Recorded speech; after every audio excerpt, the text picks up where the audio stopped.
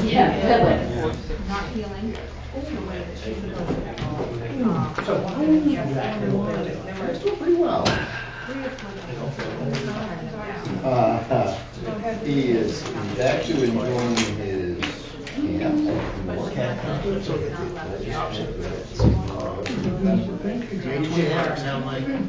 What's that? Dean said he'd. That would, something just happened, all of a sudden I'm up and running. Thank you. You're welcome. Thank you very much. Big Dad was home. Dad.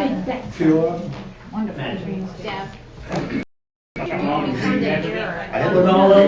didn't have magic in When I there. found an error, I showed it to Karen. She made note of it, and I didn't check it off. And I wrote on the invoice. So something didn't match up.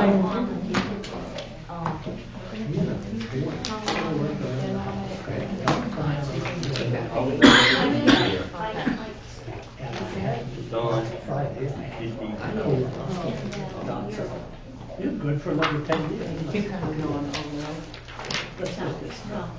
No. 82. Didn't cut that. Who did? There's no estimated time from when. How are you doing? Don't know yet. Just How woke are you up. doing today? Just woke up about an hour ago. You still working? Good morning. Yeah, I'm working at the waterfront, and I'm working at homeless shelters. You doing pretty well, I think. Yourself? I worked last night, I didn't get home till about, well, I was about 11 o'clock, and then I had food there, and coming to sail boat, you can get up to 5. I'm still waking up. He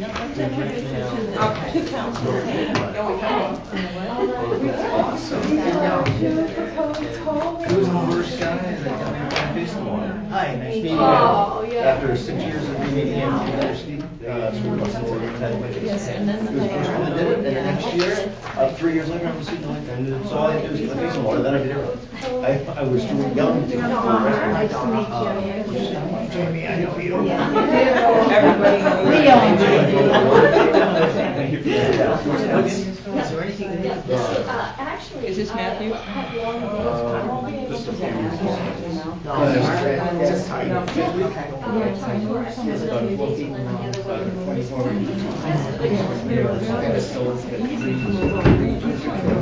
It's got a mark on it. Jim's coming over here.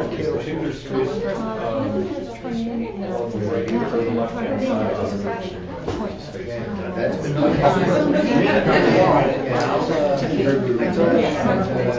I'm going to get a meeting this next week. It was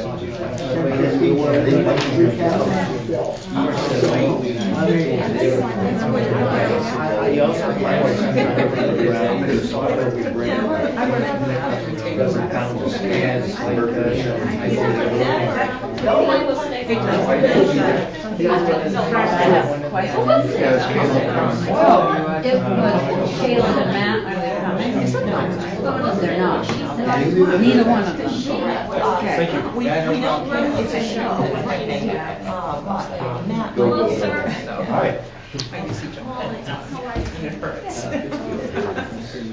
They appreciate the short agenda. Yes, I think so. We have so many other meetings, so don't we have short ones we can get them done. Yeah, remember, I put in all of the finance committee meetings and all of the council meetings for us. But where do we find the other committees and their meetings scheduled? Recycling and senior heritage. Okay. The theater, March, can you have a career or something? We talk about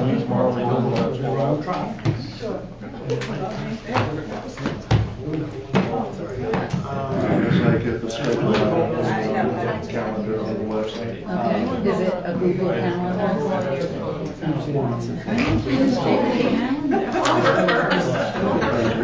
I will. All right, that's almost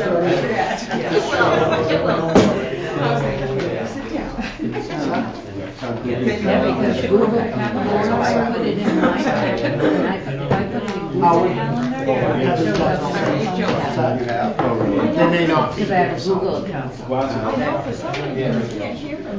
Usually we can. I can't hear it.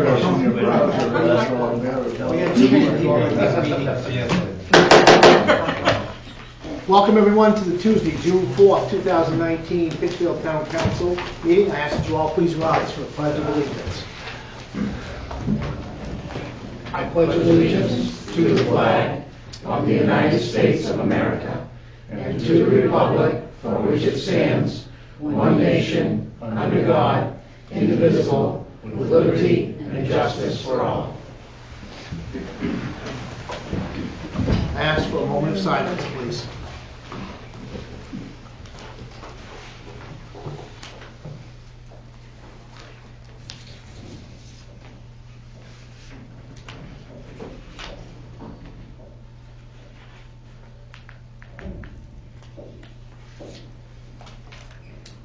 Thank you. Okay, and due to a couple of councilors being out tonight, I'm going to be voting as well. The first item on the agenda this evening is adoption of the minutes of the regular meeting in May 7th, 2019, if memory serves me correctly, was tabled. Correct. So I look for a motion to remove May 7th, 2019 minutes from the table. So moved. Second? Moved and seconded. Questions, comments, councilors? Not hearing any, I set you ready to vote. All those who want to remove May 7th meetings from the table, please signify by saying aye. Aye. Those opposed, nay. Ayes have it, and those meeting minutes are removed from the table. And I'll look for a motion to... Move we accept. Accept. Move we accept minutes from Tuesday, May 7th, 2019. Second? Moved and seconded. Any moved and seconded, all those in favor, please signify by saying aye. Aye. Those opposed, nay. Ayes have it. So, that has been adopted. And now I'll look for a motion to adopt the minutes of the regular meeting of May 21st. So moved. Second. Moved and seconded. Questions or comments? Not hearing any, I sent you ready to vote. All those in favor of adoption of the minutes of May 21st, 2019, please signify by saying aye. Aye. Those opposed, nay. Ayes have it, and the May 21st meetings pass as written. Next is presentations, congratulations, and introductions. Very good. For presentations, congratulations, and introductions, we have community and economic development activities and events. And for events, of course, we have the 47th Central Maine Egg Festival coming right up on July 8th through July 13th. So that's Monday through Saturday. And of course, I don't mention the bicentennial items because those are talked about in detail by the committee. And so the next event that we have, which is a large one coming up, will be the 4th Annual Maine Machines Festival that is scheduled for Sunday, September 8th, and that will be at Mason Park. Now, in reference to business activities and events, we've gone over a huge number of new businesses that we've had the end of last year and this year. And we have another new business which has moved into 442 Main Street. So that is property owned by Dwayne Ames down on what used to be called South Main Street, but now is Main Street. That is the Crossroads Case Management by Barry Morris. And so there's a certificate that's being passed around that the councilors will sign this evening. And then in the minutes, we'll be listing all of the new businesses that we have, which includes the T-Squared Tax and Accounting. That's at 113 North Lancey Street. Pittsfield Medical Center, that's at 105 Main Street. Decked Out Skating Boards, which is at 145 Heartland Avenue. Savant's Cook Trading Center at 1457 Main Street. Muddy Waters Outpost, which is at 107 Waisley Avenue. Central Maine Motors on Main Street. Amanda Sharples on Estelle Street. We've got Susie Morton's New Flower and Gift Shop at Somerset Plaza, which is the Flower Studio. Holly Zabra's Yoga Studio, Sun Brew Studio, which is at 113 North Lansing Street. Dental Lace's new packaging and fulfillment center, which is down in the former McMahon's Auto Properties, and then a few more before that. So lots of new businesses, which is great. The second item that I'll mention is the Pittsfield Economic Expansion Corporation. We'll be conducting another meeting later this week to discuss two business projects that are coming to fruition with properties here in town. They'll also be selecting a film company for the video to promote Pittsfield, and we'll be discussing a variety of other items. So that will be later this week, and then we'll have a report out from that meeting. MDOT continues to work on the survey for Main Street. They've indicated, when I got the call from MDOT's project manager, that things are moving slower than anticipated, but they did get here a couple of weeks earlier than what they had thought they would. So we're probably on their schedule. They will be working with more property owners than they thought and some complexities.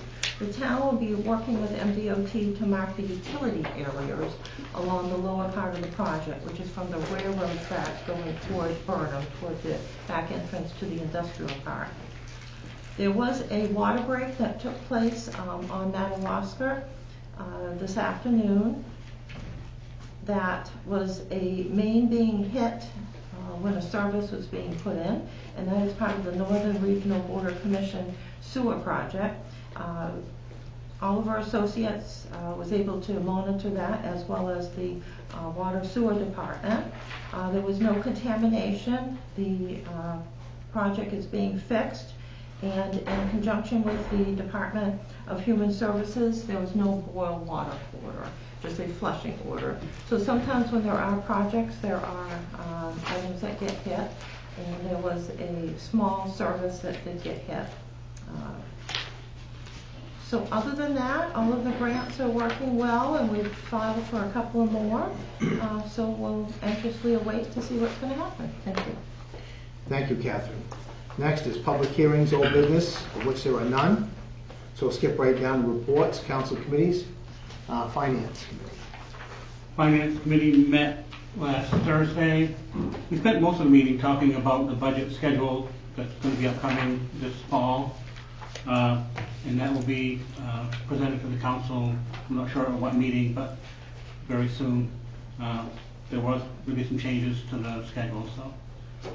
And we also talked about the borrowing of the money for the capital projects. Okay, thank you, Bob. Ordinance committee. No report this evening. And recycling committee has no report. We're going to have a meeting, last meeting before the summer, tomorrow at 4 o'clock here in the chambers. So next is board and committee updates by council and manager. I'll start, Howard. Do you have anything for your bicentennial committee? Yeah, actually, the executive committee met this morning and more or less finalized. I know that I think councilors have one of these, and I've got some more here if anybody in the audience doesn't have one. Finalized the week of the events for June, basically.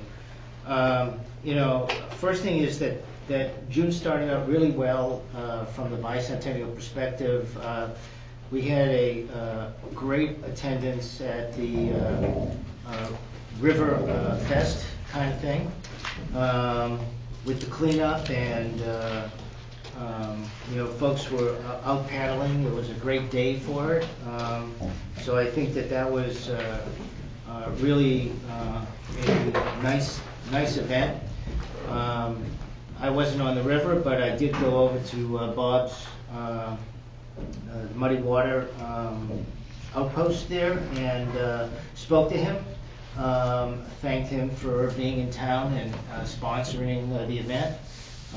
But there was probably upwards of 15 to 24 folks out on the river and mill pond during the day on Saturday. So that was really, really good. The week itself has been pretty well finalized. The schedules are here and they're going to be posted on the town website. The big day, of course, is June 19th, when there'll be multiple events at several locations around town. I just want to remind everybody also that the Main Street Gallery, which depicts the history of Pittsfield as witnessed by our students in town, is on display at a lot of the windows along Main Street. And I think that's, a really positive thing for the town. I think since this is the last meeting before the festivities, I just want to thank all the folks that have volunteered, for this. We still got a lot of events for the rest of the year, but a lot of hours have been put in, starting actually almost 2 years ago with when we dug out the cupola, and fixed that up. The final touches actually were put on about a week and a half ago by Don, Jane, and Stan from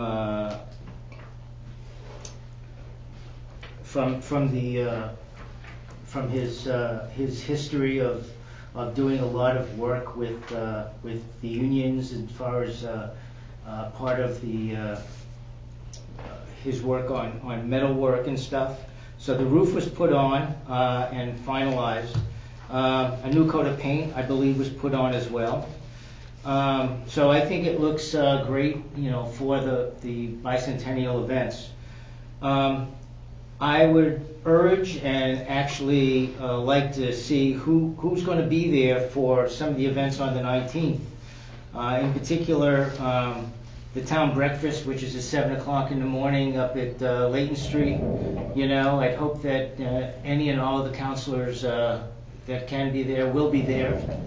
I think that that's a real important event. We're going to have the rededication of the train depot about 3 in the afternoon, and also several other events during the day around town. So, and that's all culminating in the Tim Sample performance at 7 o'clock at Hathorne Park. Jan has promised us some good weather, so I think we're all set in that regard. The only other thing I'd like to mention about this is that there's a meeting of the council scheduled for 6/18, which I think is unfortunate, and I really feel that for a bicentennial event that occurs once every 200 years, as this is, to have a meeting in the middle of the week of festivities is really less than proper.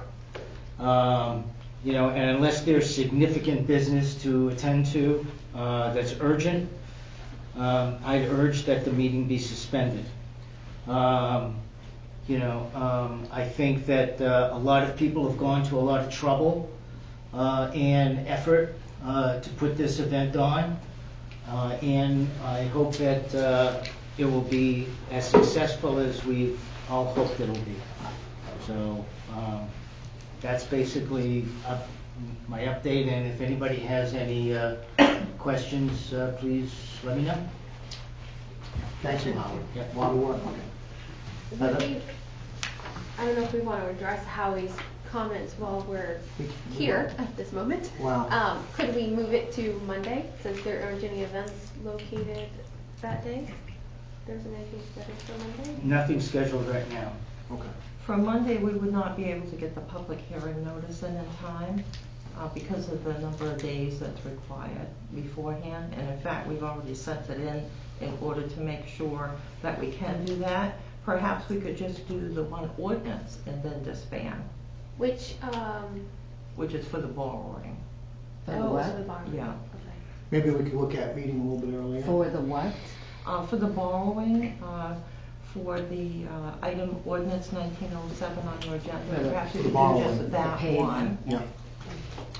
Maybe we can look at, A minute. would you guys be, 5:30. would you guys be objected to if we met maybe an hour early and finish that one item up so people could be freed up? If we could do that, just one item, that'd be great. So I've already sent the ad in order to make sure it gets in the paper because of how long it takes to do that. So the ad's gone in for 6:30. Could we just do that one item and Then go? in 5 minutes be done? Yep. Yeah. All right. Is that all right? Well, it won't matter since the entertainment that night begins at 6, so I just won't be there. That's it. Well, we'll all run it, we can Well, all can't run we just over. cancel the meeting? We're doing a workshop on the 25th. I think it's a matter of the ad. Yes, could we do a council meeting beforehand for just the ordinance? You know, like maybe at 5? But that's still, the ad has already gone in. It's already gone in. So- We can try to rescue it, but. Why don't we work towards, see if we can do it at 5 o'clock and be done with it? And that way people can get out and go. How do you guys feel about that? Okay, no problem. Anytime is good with me. It's Yeah. what I think- everybody else has. If we can Well, we address can- that one thing and Right. then, Then go? Yeah. I think Okay. it's important that as many counselors be in attendance at as many Yep. functions. And, you know, obviously, we can't all be at all of them, but I think that, you know, for an event like this, you know, Okay. I think it's important. Yeah, we'll look into that, see if that can be done. Yeah. Heather, did you have anything that you wanted to report on?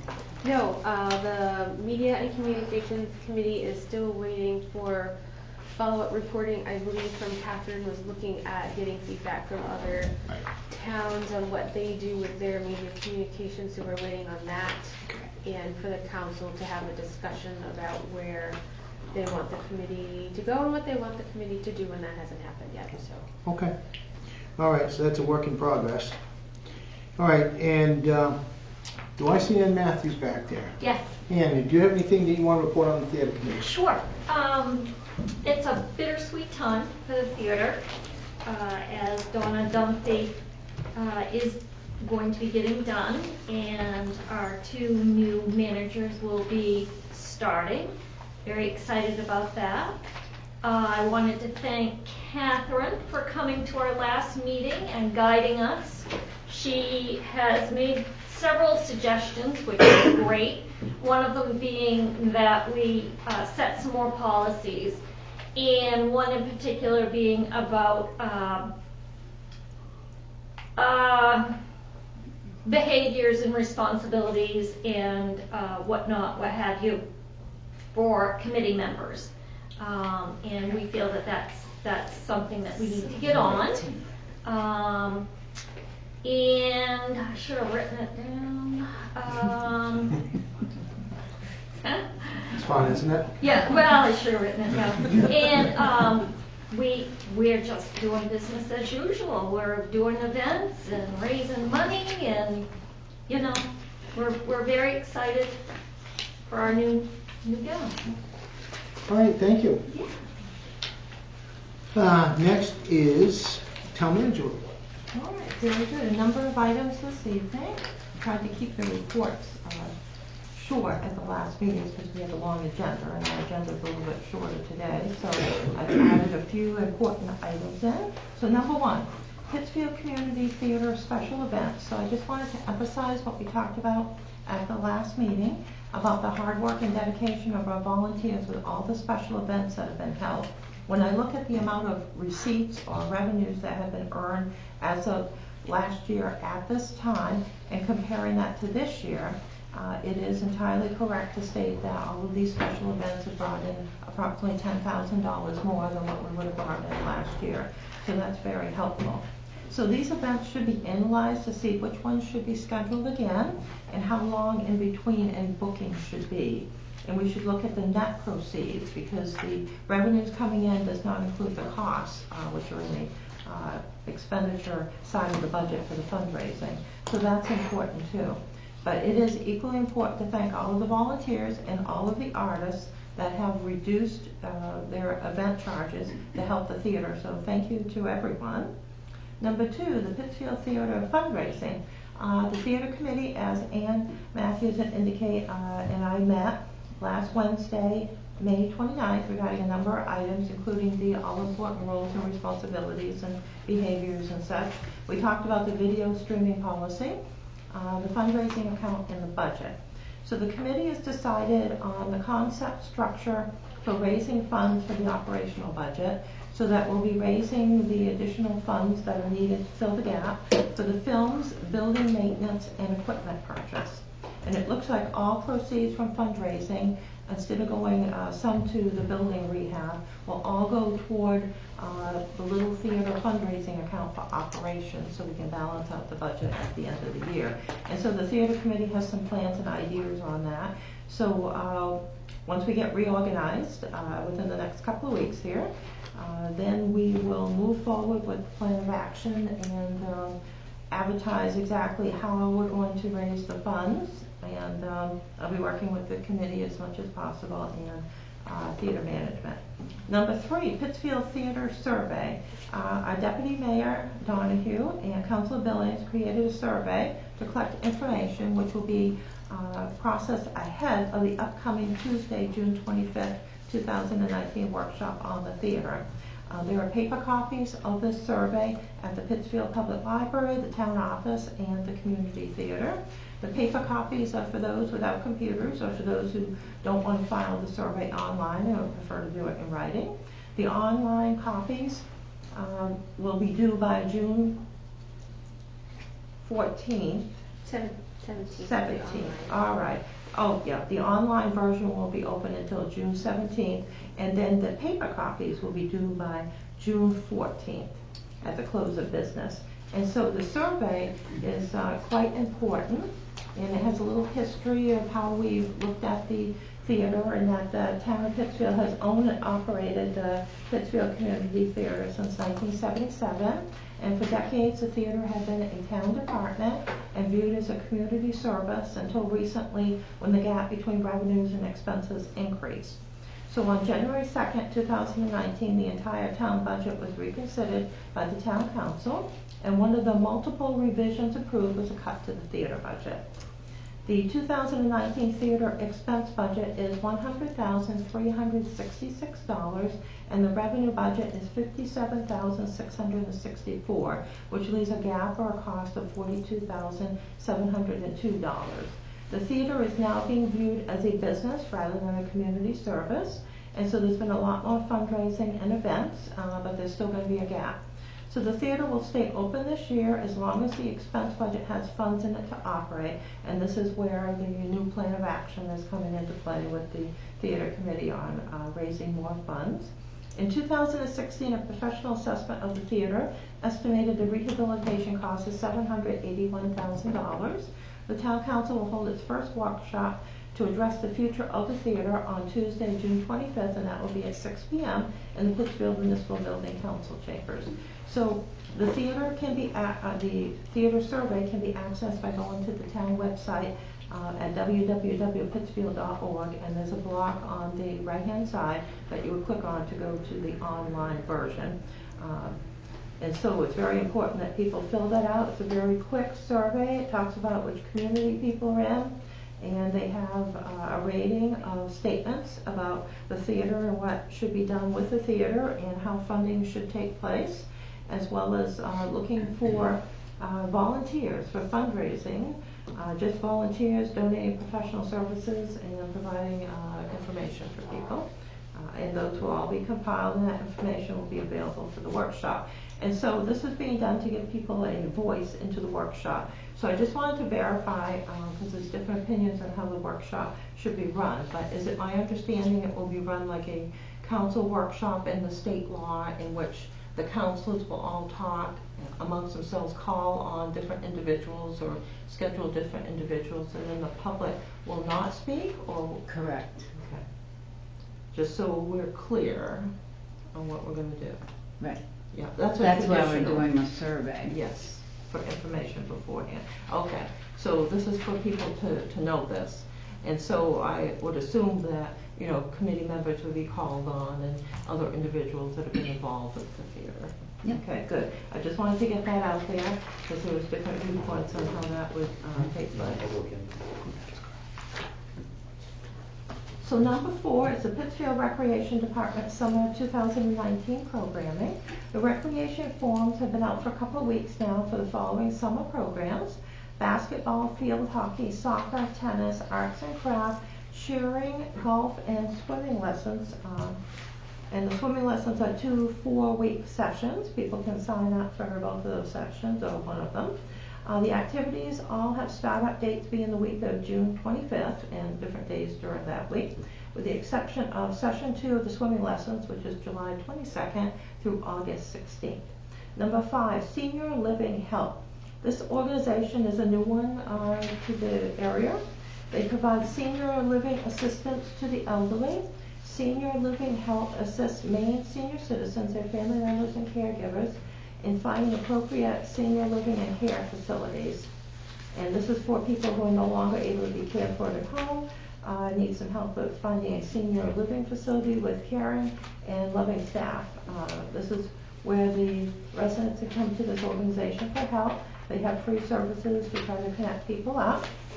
The address for this is www.pittsfield.org at Live Citizens Resources, and that address is on the town webpage. Number 6, paving RFP results for 2019. We were extremely fortunate to have really good results on the paving, so that we have $500,000 that we're looking at borrowing for the paving for 2019, and approximately $60,000 that would be needed for all of the prep work. And so, the high bidder was $533,437, and so that was high, but then the prices went way down to a low of $442,967. So that fits in pretty well with the budget. We've got a couple of low bidders and a couple that are a little bit more. So we've got, in case the low bidder has an issue, we do have some other bids that are very close by. So we were very fortunate to get this many bids. And so we're working our way through all of the different documents that were required in the map and everything. So this will be looked at in the future. There has to be some prep work first, and we have to get the loan or the monies available, and there's multiple ways to do that.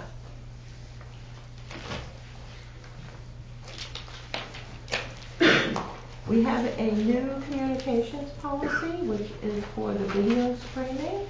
And so that is in the process of being given out to all of the different organizations. And so I've been meeting with different committees, and we'll be going over this with the recycling committee tomorrow evening.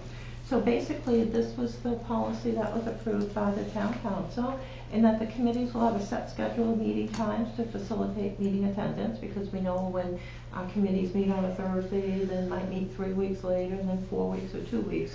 It's hard to keep the schedule and get it into everybody's calendar. So a concrete meeting schedule is best. And then if there's no business or a meeting doesn't need to take place, it can just be canceled and the town notified. We'll take it off the master calendar. The towns always have a master calendar at the town office, so that will be kept up, and it will also be on the town website in the meeting schedule. There will be agendas, and this is the part that I've been telling committees will be hard, because they're used to sending out the agenda like the day before. So it would be best to have the agendas out for the meetings at least 4 business days before a scheduled meeting. So if there's a regular monthly meeting, that should become much easier than committees that might have been meeting each week, because that would be very hard to do. Minutes of the meetings will be submitted to the town clerk, which most of them are anyway, so that's just putting it in writing. And the minutes shall reflect attendees, actions taken, or actions that need to be taken, referrals to different committees or groups, and so that's a regular requirement of minutes. So most of the committees will meet in the council chambers. There's a few that were exempted for a variety of reasons. So I will be making my way around all the different meetings so that we can go over that policy and give everybody a copy. And the last item that I'll mention is a funding item. And so there's been a whole variety of revenue sharing bills, and that is for state revenue sharing for financing of town governments to help the town governments. And so there was an act to bring the revenue sharing up to 5%, which is what the state law requires, and that would make every town in the state of Maine very happy, because then they would have more money than they've had in revenue sharing before, way back to the 1980s. So that would be wonderful. However, that did not pass. It was shy a few votes. However, what did pass, through at least the Appropriations Committee, their proposal is to increase funding for the revenue sharing program from 2% of the state sales and income tax, and it's supposed to be 5%, but it's currently 2 to 3, and then 3.75 in the first and second years of the next state budget. So of course that would be wonderful. So based upon the figures overall, and they did divide them up by towns, and then they took that away and said, let's wait a little bit, not to get everybody excited here, but we'll have that in the future. Total revenues that would be distributed under this program would go from the current $74 million, that is scheduled for 2019, to roughly $105 million in fiscal year 2020, and then $143 million in fiscal year 2021. So you see how helpful that would be to towns. They also voted for the Appropriations Committee to expand the value of the homestead exemption benefit from $20,000 to $25,000 and provide full reimbursement for that $5,000. So rather than have the towns absorb it, which lowers the overall valuation of the town, which then increases the tax rate a bit, they will adjust the state's reimbursement schedule so that the towns won't be impacted, so they'll be taken care of. And this is only one vote that is important, but as noted by the Appropriations Committee and others, the first thing that goes, I know that people have indicated that we're against raising this, is that there's no guarantee that there will be direct property tax cuts. And that probably is true, because over the last decade, there's been significant backlogs in local infrastructure needs. And so we have seen that, especially in this area, this community, and all of the communities around us, because the first thing that goes is infrastructure when all of the revenue sources are cut back. So it likely will not result in property tax cuts for most communities, but will help the towns to be able to deal with their local infrastructure. So we'll watch that and report back once we've got more concrete figures. Thank you. Thank you, Catherine. Next is new business. Ordinance 19-7 to be set to public hearing on June 18, 2019, that the town of Pittsfield hereby ordains the borrowing of up to $706,000 to finance costs of the paving of public roads and capital improvements in the town.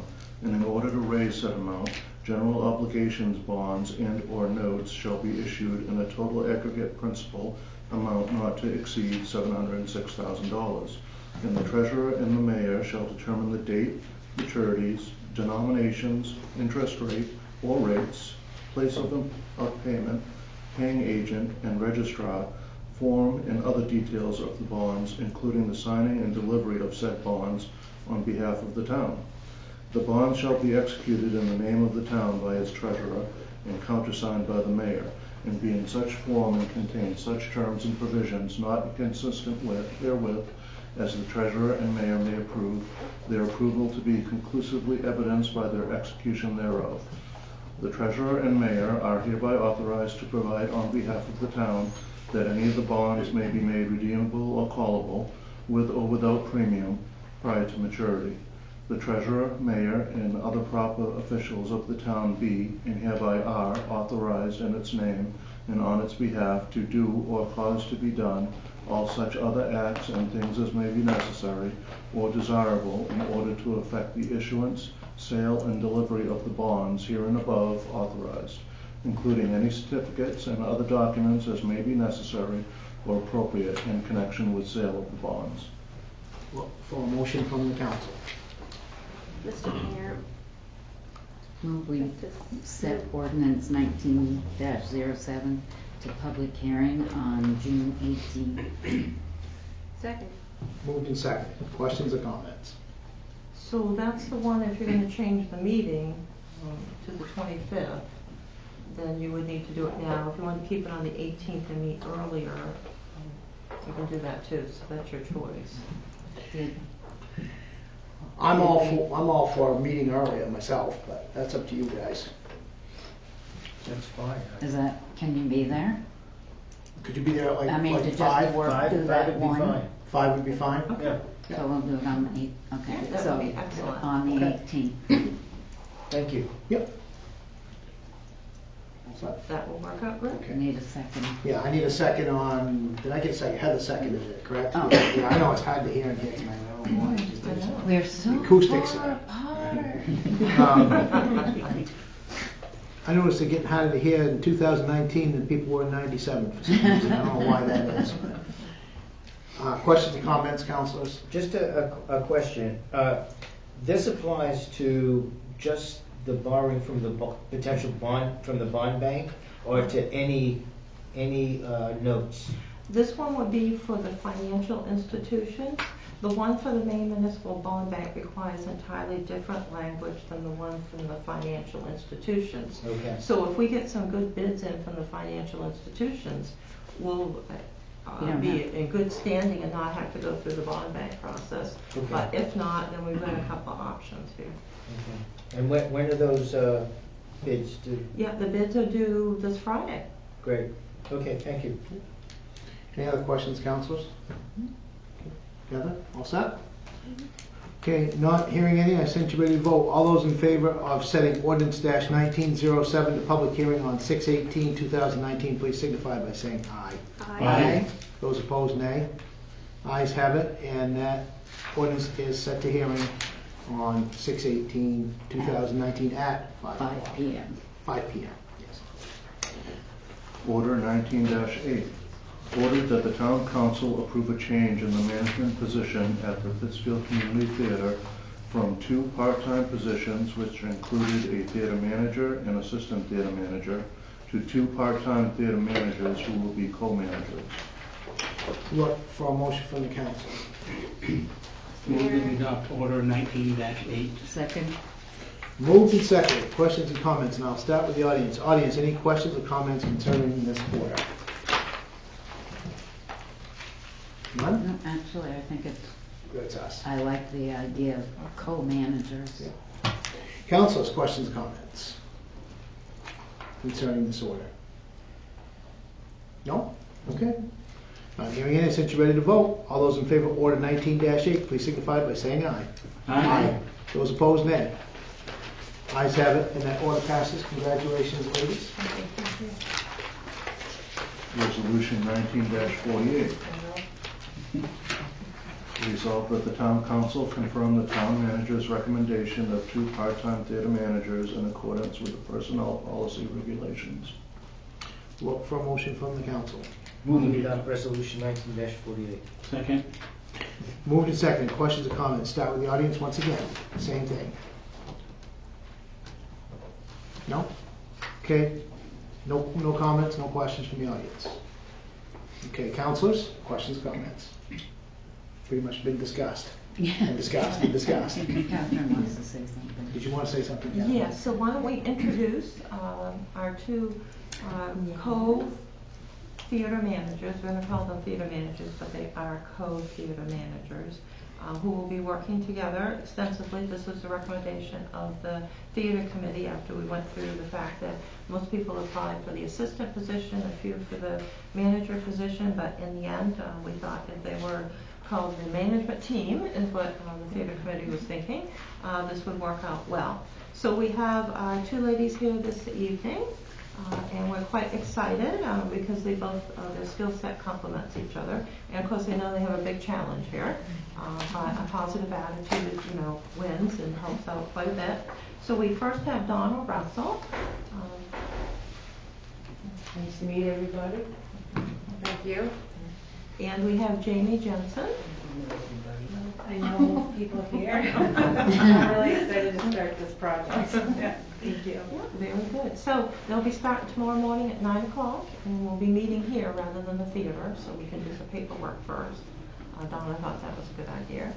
And so Donna, our outgoing theater manager, will be working with our new co-theater managers, Donna and Jamie. So this is exciting. Okay. Thank you. Thank you both for coming. Thank you. Any other questions or comments concerning this resolution, councilors? I would like to say that I think it's good. I think the committee made an excellent choice, Ann. I think that considering their qualifications, and I'm glad to see Jamie on there as well, because Jamie's a local person that understands the area, and obviously a very good choice and resume and all that. So I'm very pleased with the choices, and I think you did an excellent job. That's just me. Okay? Okay. All those in favor of Resolution 19-48, please signify by saying aye. Aye. Those opposed, nay. Ayes have it, and that resolution passes. Thank you. Resolution 19-49. Resolved that the town council approve the request for proposals for water operator services and authorize the town manager to seek proposals for same. We'll look for a motion from the council. Move we adopt resolution 19-49.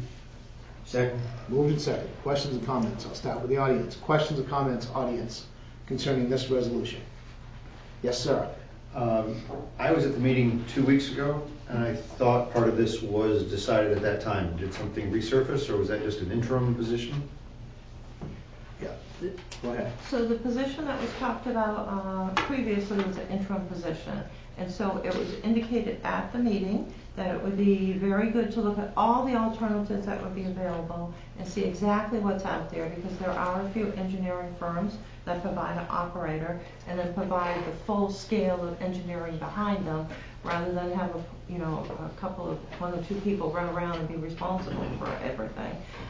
So this is the request for proposals as an exploratory request to see exactly what's out there. There's a couple of options that's listed here. One, if the company can do, or the individual, if the individual has their own little company or a big company of engineers, in which they would tell us if they can do all the items that we've listed and give us the breakdowns, the number of hours. And then the second option is what would it cost if we had somebody here for 40 hours a week. And it's likely that in the process of this we would have to hire some labor that would be done separately, but exploratory only to see exactly what's out there.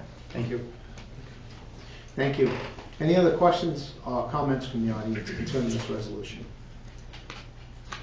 No? Okay, councilors, questions or comments? All good? No? No comments.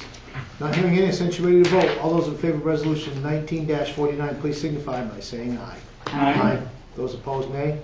Ayes have it, and that resolution passes as well. Resolution 19-50.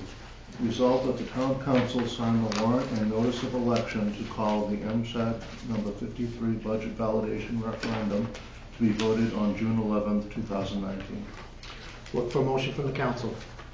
Move we adopt resolution 19-50. Second. Moved and seconded. Questions or comments? Audience, anyone in the audience wish to comment either one way or the other on this resolution? No? Okay, I'll look for comments from the council. Housekeeping. Yeah, pretty much. Do we have a copy of what the budget is? Yes, we received copies and have those upstairs. If anyone would like one, we can get that for you after the meeting. Thank you. Is there any absentee balloting for that? I don't believe there is, it was a change in how this was voted in last I'm going out of town Monday night, so. I know, that was something different, because usually we do have the absentee ballots. I believe they changed that last year. I will verify that though. Okay, any other questions, comments, councilors? No? Not hearing any. I sense you ready to vote. All those in favor of resolution 19-50, please signify by saying aye. Aye. Those opposed, nay. Ayes have it, and that resolution passes. Resolution 19-51. Resolved that the town council authorize the town manager to sign the landlord's estoppel certificate and agreement for Curtis Air Incorporated. Look for a motion from the council. Move we adopt resolution 19-51. Second.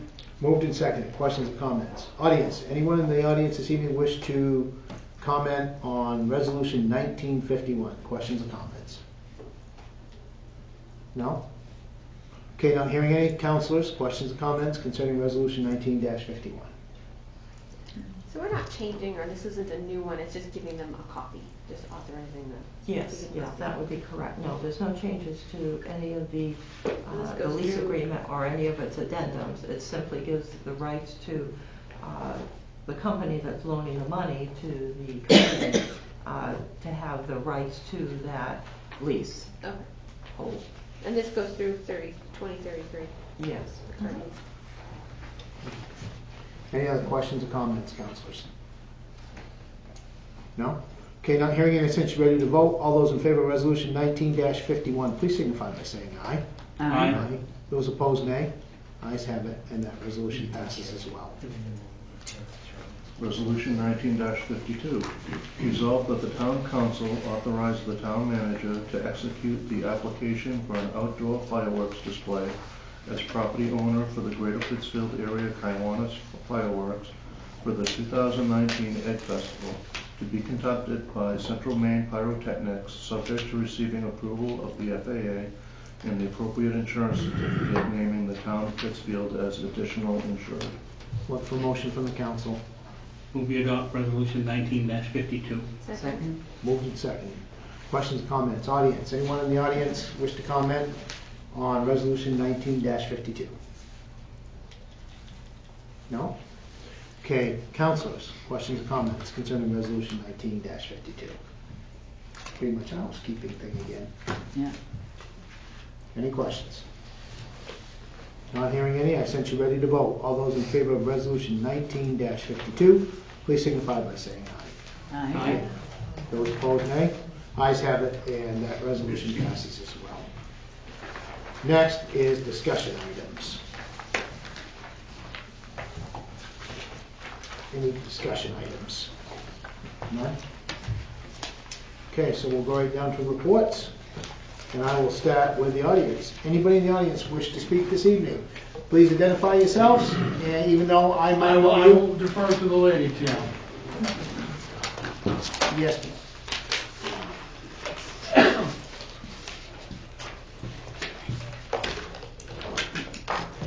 First of all, I'm Denise Savage. I was hired in January as the administrative assistant to all department heads, as well as in assisting projects. I would like to thank the council and all the town residents of the town of Pittsfield for the opportunity.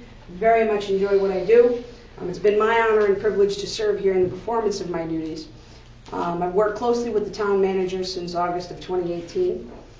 I've provided an opportunity to streamline and alleviate administrative needs with much needed support for town employees and customer service to residents and committee members. My dedication to my work, my integrity, my work ethic are illustrated in the duties that I perform that can stand alone and speak to my effective performance as a town asset and service. I've sacrificed personal and family time that were above and beyond my duties. However, I knew my actions would save taxpayer dollars. I respectfully request the attention of the council and their constituents. I have questions and a couple of comments that I'd like to share. Firstly, I'd just like to know if the council is aware, does the Personnel Appeals Board receive any orientation or training from the town to familiarize them with their duties? No. The quick answer to that is no. Okay. So, And MMA does not offer any. I called MMA and they had nothing regarding that. appreciate that. So, as far as like counselors that get orientation, is there any kind of orientation provided to that committee from the town? No. Any The town, direction or? the town council is not to get involved with the Personnel Appeals Board because there is not supposed to be a conflict of interest due to our town charter. That's its whole separate entity. That way the process is not tainted per se. Okay? That is my understanding of why it is the way it is. I mean, I'm not an expert on it, but I'm pretty sure that that's the reason why. Okay? So because personnel matters are not to be discussed at a town council meeting. That's why it's set up, so that if there is an appeal, if there is a problem, a grievance, a huge disagreement between town town employees, a boss, that they have that process to file through, and that way it's completely and totally separate from the town council. It's confidential, and we're not, and according to our town charter, we are not allowed to discuss personnel issues in an open forum such as this. That's why it's set up that way. Right, and I'm not asking to discuss the details. I'm asking as to process and what the town council is aware of as far as what's in the code, and I would suspect that you guys would be familiar with that. So I'm just gonna, just a few more questions, if you will. Who would then decide what's applicable to the appeals process as far as what can be discussed in their review? Who makes that decision? That would be the Personnel Appeals Board, correct? Once you file paperwork with them, it goes to them. They then take that and they deal with it in a confidential manner. We do not get involved in that. Okay? But could you repeat the question? Sure. So my question is, who decides what's applicable in that grievance process? So as a matter of what's submitted, what they look at in application to the codes, personnel codes, administrative codes, and town charter. My understanding is that the Personnel Appeals Board can ask for whatever documentation they want. There is no restriction on what can be given to them. And there's nothing to actually decide. If the issue is not settled with the supervisor, then the employee is allowed to ask for a meeting with the appeals board and to bring up all of whatever the issues are with the appeals board. Okay. I appreciate that information. Anyone else have anything to add to that? Okay.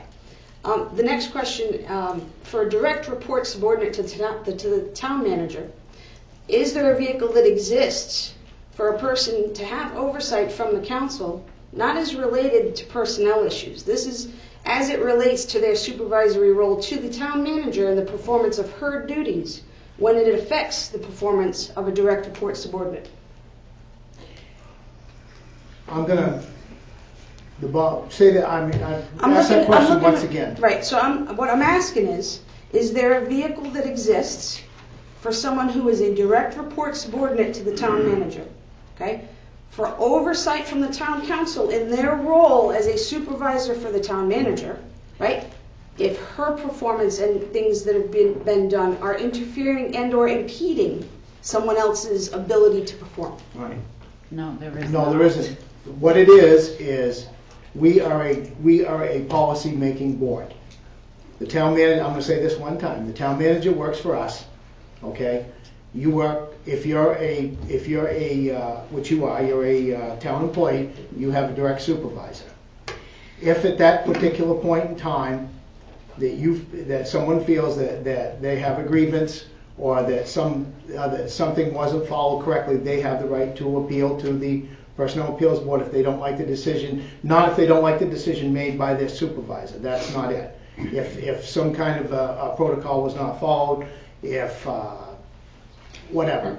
But the bottom line is the boss is the boss, and we as town council members are not and will not get involved in that process.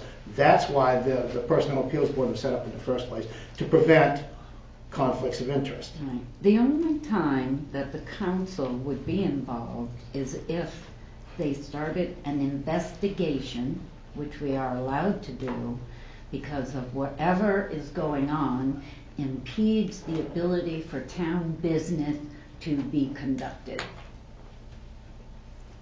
That's my If I can continue, I might interpretation. help clarify that just a little bit, if you don't mind.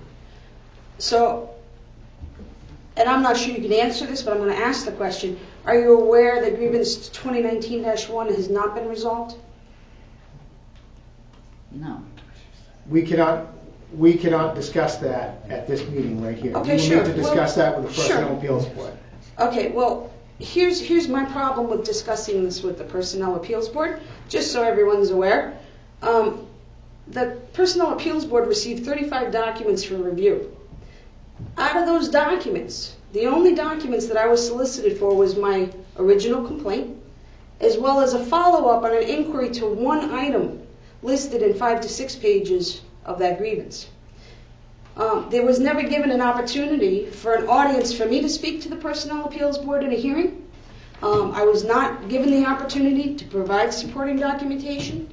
And, I'd like to also ask the question when I might receive copies of what was submitted. Well, you need to, if you've got those sorts of questions, what you need to do is you need to submit a written request to the Personnel Appeals Board. Which I did. Okay, well, you need to submit it again then, because I don't have the answers to those questions, and I'm not going to answer them at this meeting. Sure. So, and I am fully aware that the Town Council does not currently have authority in regards to my personnel issues directly. However, many of my issues are directly related to the operability of the town and certain actions that are impeding my ability to serve in my duty, as well as potentially causing health risks and liability for the town. My Town Council meeting attendance, this is my opinion, is currently required for me to keep aware of town events in the performance of my duties. There's been no work or related information given to me from the town manager since 4/16. That's an operability issue. This is severely deviating from previous work habits of communication. So my question on this would be, does my time investment to remain current on current events qualify for comp time or overtime for my attendance, either in person or watching on the video in order to stay apprised of what's going on? I'd say overtime. If the town manager, Not comp time. if your direct supervisor mandates that you be here as part of your duties, not whether you mandate it, but if they mandate it, because they're your supervisor, then I would say it would be overtime. Correct. Sure, and when I'm not being mandated to do that, yet I'm presented with the issue, as I just mentioned, and not having any further communications, that sort of sets me up in a bad position to continue to support the town. Well, I'm actually got plenty of work with the police department, with the police chief, in keeping my time, as the council had split my job half to the town, half to the PD, and that half town time is supposed to collectively cover the department heads, okay? I do have some work in that section, but it's also being taken up by the police department because of lack of work. And while this has nothing to do with my, I guess, personnel issue, or however we're going to debate or split hairs about what I'm talking about, what I'm trying to get at is that if I don't have the work being given to me, like it used to be, prior to me having an issue, there's some indicators there for me that are problematic, not only in support of the town, but for me personally, of what we won't discuss. I should be honestly working on plenty of bicentennial stuff at this point that I haven't touched. There's a lot of stuff that I should have probably been touching in the last month that I haven't, and I have none of that right now. And I just got to say, where I'm at with this at this point, town staff turnover rates are evident. There is more turnover coming to this town that you may or may not be aware of. And it appears that currently the town policies and codes have enabled the town manager to be the judge, jury, adjudicator, educator, CEO, and CFO. That I feel at this point I'm in a hostile work environment, that I am suffering active retaliation. And there is protection for my purposes through Maine Revised Statutes, Title 26, Chapter 7, specifically Subchapter 5-B, Section 833, reallocated from Title 26 to Section 823. So I guess my last question for the council is the Pittsfield Town Council willing to investigate my concerns and review documentation regarding the conduct of the town department, office, or agency as allowed under Section 2.09 of the Charter?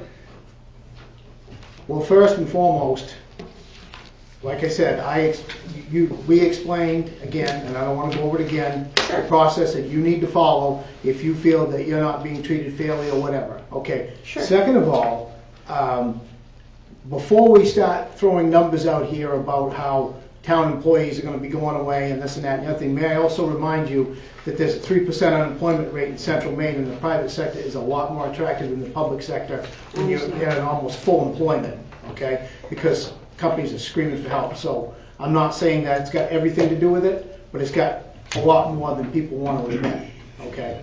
Thank you for your concerns. Those are absolutely my concerns. If there should be some sort of investigation started, I do have with me a copy, 7 pages of a list to get you started. Thank you. Anybody else in the audience wish to speak this evening? Mr. Gray? Two things. I would hope when you have your theater committee meeting that you pay some close attention to the condition of that building. I've read it, reviewed it, I get it, but some amount of money has to be put towards that building maintenance. You know, a little might go a long way. There's a lot of things you could do, so that's one thing. The second item, Catherine, it looks like your paving bids have come in substantially lower than what you projected. They came in approximately what we needed them to. Of the $500,000, it's estimated by Public Works that we will need $60,000 for the culverts and the other work. So fortunately, we've got 2 bids that are right on target. Okay, so you don't have an amount left over where you could It does include not other appear to items. be, but if it was, we would head to the Higgins Road, I believe. Thank you. Thank you, Mike. Any other? We'll have to see. Maybe there'll be less work that's necessary. Mr. Hollenbeck, I see your hand up. You did indeed, Mr. Mayor. A couple comments on the theater. Number one, part of your structural problems with the theater stems from the problem you don't have the second floor on here anymore. Because I remember as a kid, Tony Cirillo having an office up there, and years ago I also remember attending church service up there. So you had rental income up there for a while. Second, I also read in the past minutes of the council here that there's some question about ownership of the theater, whether the town owned it or somebody else owned it. In May of 1977, the last council meeting in May of 77, this was reported in the last issue in May of 1977 in the Advertiser, that the town bought the theater from whoever had the theater at the time. It was not Glenn, somebody else had it. Glenn Wheaton had sold it to a group of people who tried to run it as a private entity and couldn't make a go of it, so they sold it to the town. The town paid for it with $24,000 of revenue sharing funds.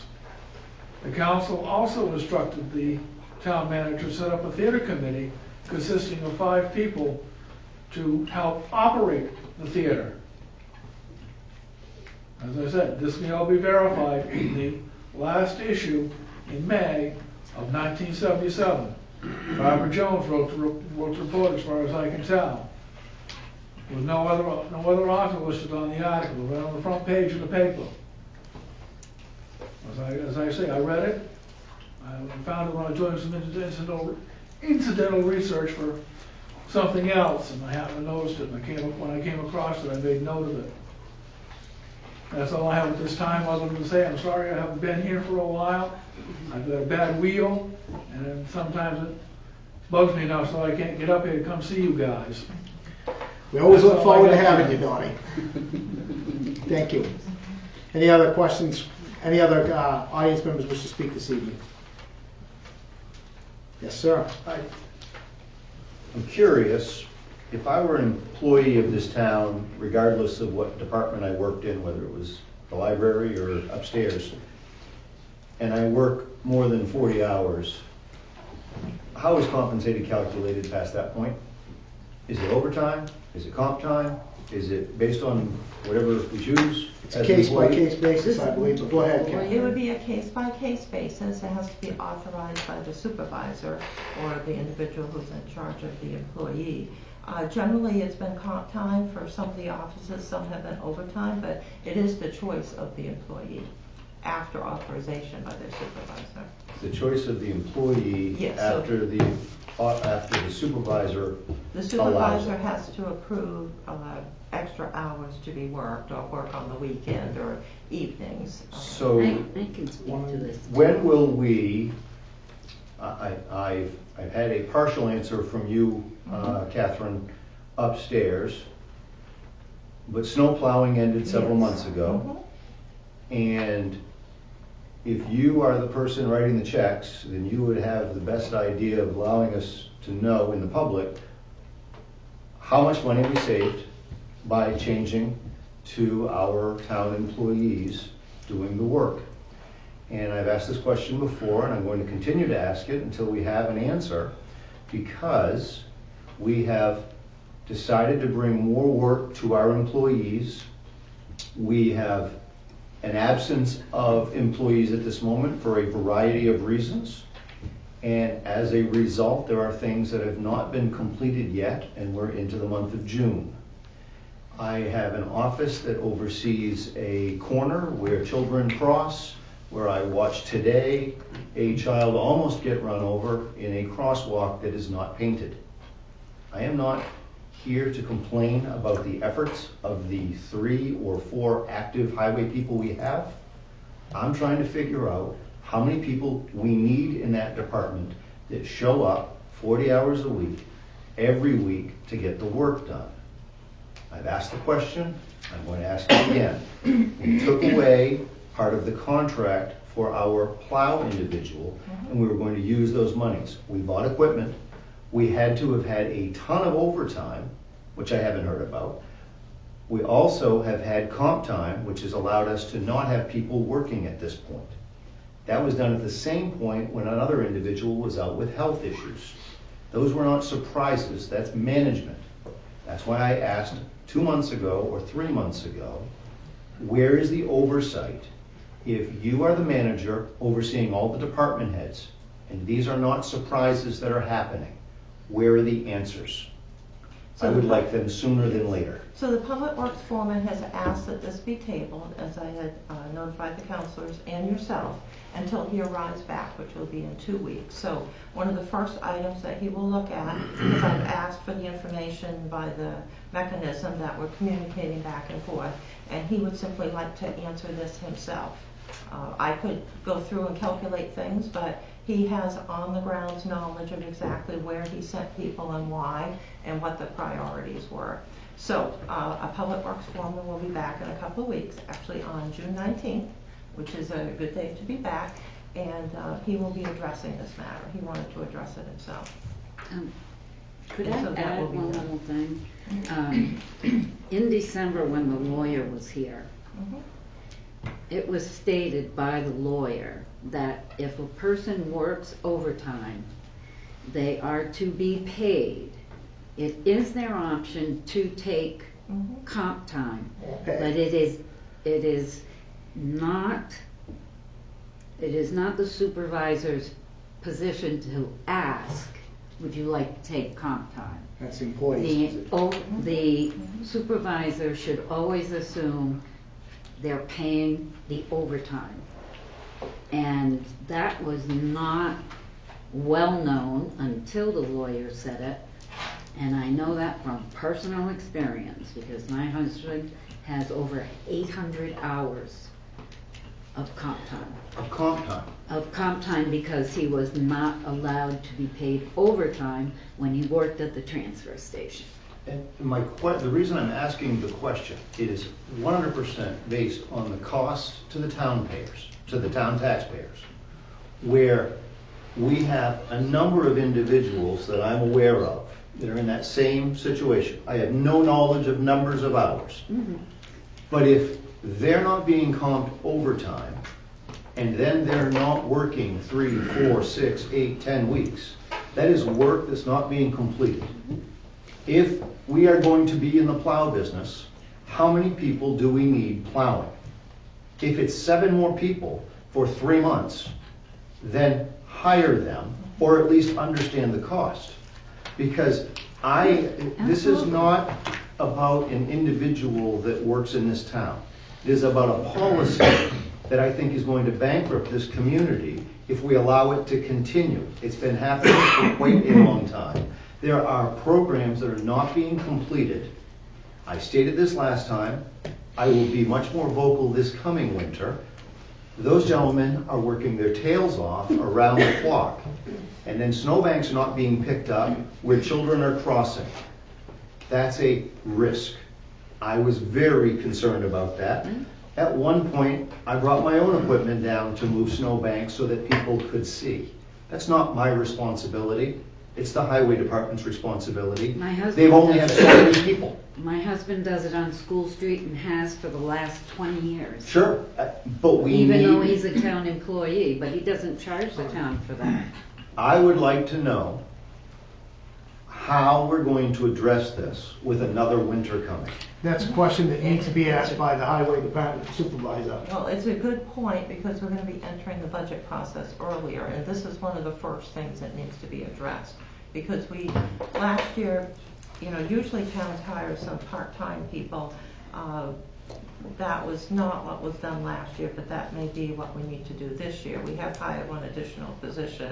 We tried to hire two, but with the budget, increasing so much, the council went through and did have to do some trimming.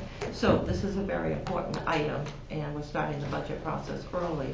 And as far as I can see, this is one of the first things that needs to be addressed. So, just so I'm clear, I want to understand as a taxpayer how much was spent, how much was saved, and saved will be a negative number if we paid more by buying equipment, buying fuel, either paying overtime or giving time off that was accrued that we didn't get work done. That's still an opportunity cost of things that aren't being completed. Yes. This is a very important year in this community. We're turning 200. Did we have flags out for Memorial Day? No. I'm sorry, that bothers me. No. We did not do what we should have done. And these are all reflective of not enough people being led in the right direction. I see Dean out filling potholes. I see people working, but I don't know that there is a plan or guidance. And I believe guidance starts with the town council, followed by the town manager, followed by the department heads. That was my point 2 months ago. It's my point tonight. Please, I don't want to miss out on those opportunities again. Memorial Day is a very important day, and we blew it as a community. I've drove through several small towns with only 100 and 200 people living in them, with their towns adorned with American flags, parades going on. What do we have? I want pride back in this community. That's why I'm asking these questions. They're very difficult, but I want them to be answered in the affirmative. Let's find a way to make it right. Thank you. Okay. Anybody else in the audience this evening? Jane? Jane Woodruff, where Michael mentioned the issue of crossing at Heartland Avenue, Somerset, that intersection. I can't remember how many years ago we got the solar light. What was that, 3 years ago, Catherine? More than that, time flies. Has it been that long? Yes. Well, that's very effective on School Street, okay? I remember, I think within that year, Anna Bacchus spotted that DOT was giving away more of those, and I believe the town of Pittsfield got one. Am I correct? We did, yes. And that light is still not up. And I think that's a high priority, and I think it kind of got backburnered because there was a discussion as to where should it go. Should it go at Somerset, Heartland Avenue, or should it go over at MCI, which had the greater need? Well, in that discussion, no decision was made, and we have that equipment sitting there that could be helping the safety of our kids, whether it's at that intersection or over at MCI. And I would ask that that be put on the priority list. Public Works has a long priority list. Well, that speaks to what Michael's saying, and it's, some of us have been jumping forward to try and make this town look better for 2 weeks from now. And Catherine knows it, that every time I see a cone, a traffic cone, it is like a blaring light to me of dysfunction and neglect. And we're working to get those cones gone. And we're running out of time here, and some of us are running out of energy of doing some of these things that should have been done before. We have, I think, 3 benches that belong back in Hathorne Park that had to be removed because you couldn't even sit in them. One of them was under the pine tree. Covered in sap. I believe there's 3 of them, and that they've never been replaced in the park. I mean, those are gonna be backburnered because these guys are working their tail off to do just the things that should have been done with all the potholes and the work, and I give hats off to them. But I don't know how we're gonna get these other things They done. work very hard, but the answer is more employees for Public Works, which I think we all know. And there's been a hiring freeze until last year, of which we do have another employee for Public Works, which is good. And they have an extensive list of work to do, which has been prioritized for them. Well, I But think there's the only so flashing much light they can is, do. that is terrible to have that piece of equipment sit in storage for 3-4 years, however many years Anna found that. So I would hope that gets looked at.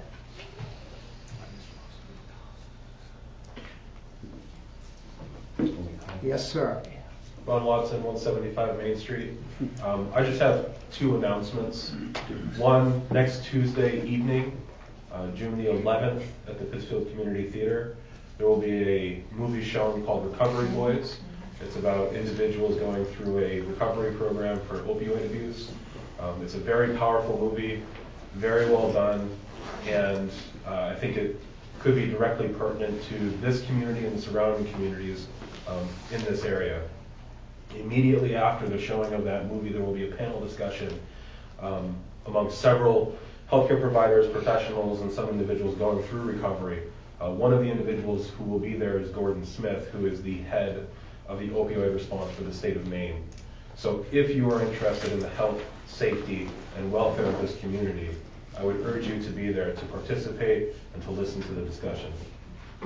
That's June the 11th, starting at 5:30. Secondly, last time I made an announcement or notified you about a meeting that I was hoping to have on July 17th at the Pittsfield Library.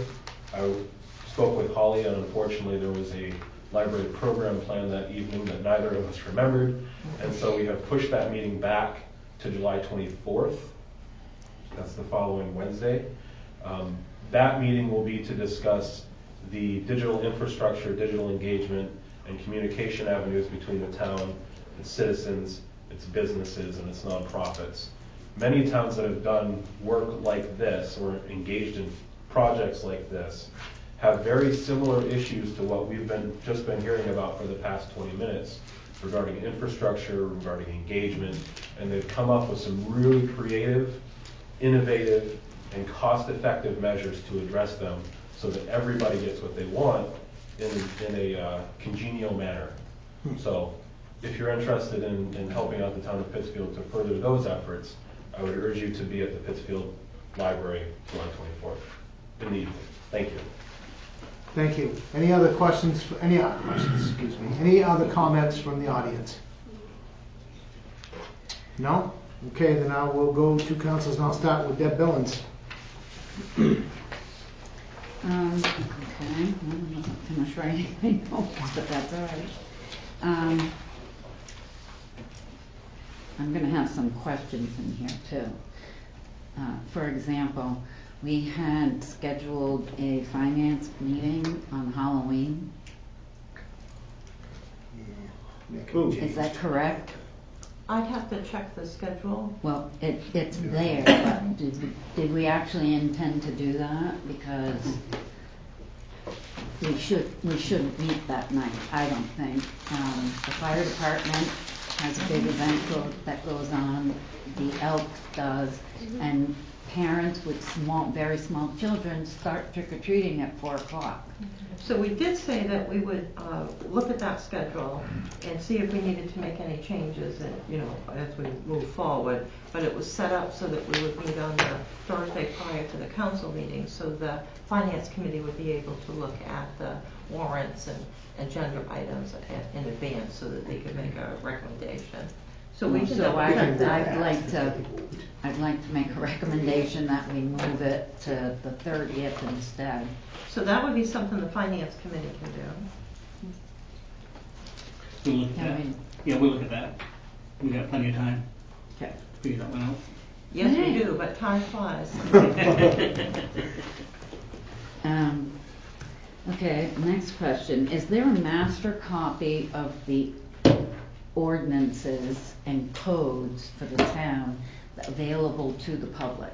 Yes. Is this book online? At one point, a lot of it was online,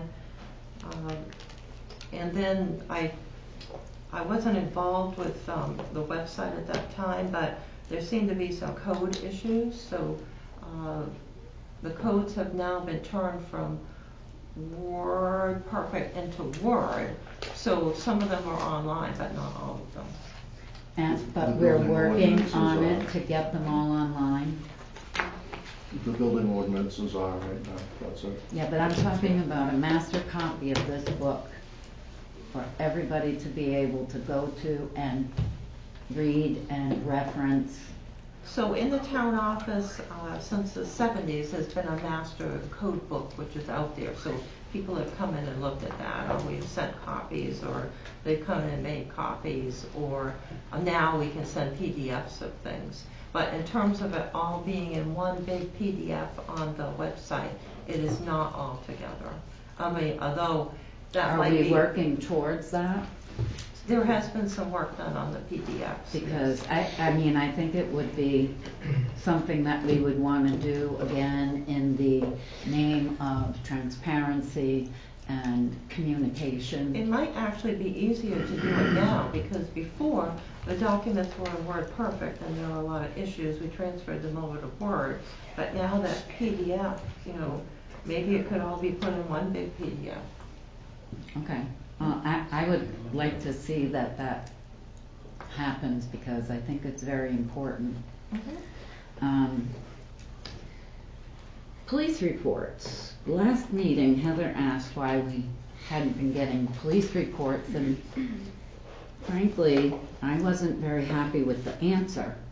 I know the chief's been doing them, but I don't know where they are, and I don't mean just the narratives, I mean the numbers, he does narratives, and we haven't seen any of those.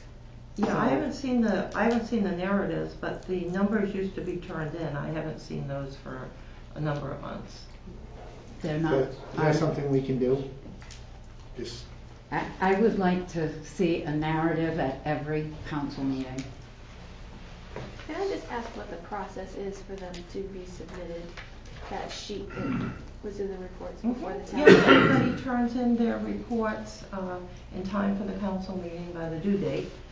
What's the mechanism? Which is, they fill it out, they copy it and put it in a box somewhere, in a file folder, or do they hand it to you? Like, Yeah, how does it actually get from them to you? Yeah, they can either give it to myself, putting it in the box, they can give it to Michael. Generally, it's Michael now.